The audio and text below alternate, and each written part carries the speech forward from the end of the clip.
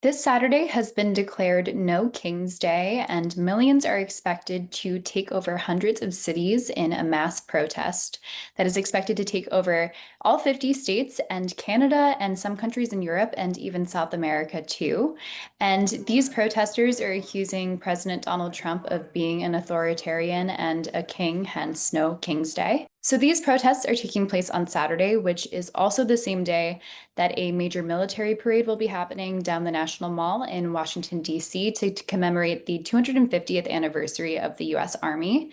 And that will include equipment and uniforms from the Revolutionary War to present.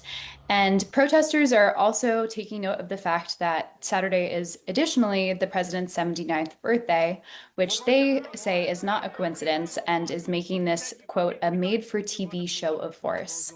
Here in New York City, the main event is expected to be at 2 p.m. in Bryant Park, and protesters will march down Fifth Avenue to Madison Square Park. A law enforcement source told the Post that they are expecting numbers that could match the George Floyd protests at their peak in the summer of 2020, which was around 25,000 protesters at the peak. A organizer for the No Kings rally actually told us that they got interest from as many as 75,000 people.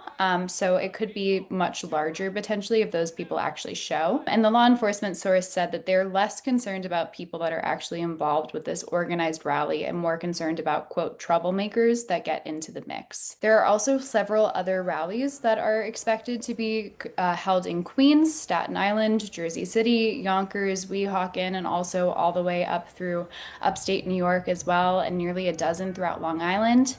There will also be flagship rallies held by the organizers in Philadelphia, Chicago, Houston, Phoenix, Charlotte, and Atlanta.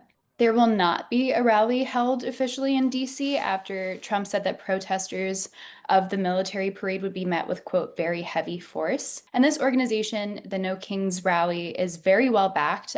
They claim that they have partnerships with Black Lives Matter, the College Democrats of America, the ACLU, Bernie Sanders, Planned Parenthood, and the American Federation of Teachers, which is the major national teachers union. AFT President Randy Weingarten spearheaded a Zoom meeting that was a pre-planning meeting. Al Sharpton also spoke at one of those meetings, as did Kentucky Governor Andy Beshear. Connecticut Senator Chris Murphy also spoke, and Florida Representative Maxwell Frost has too.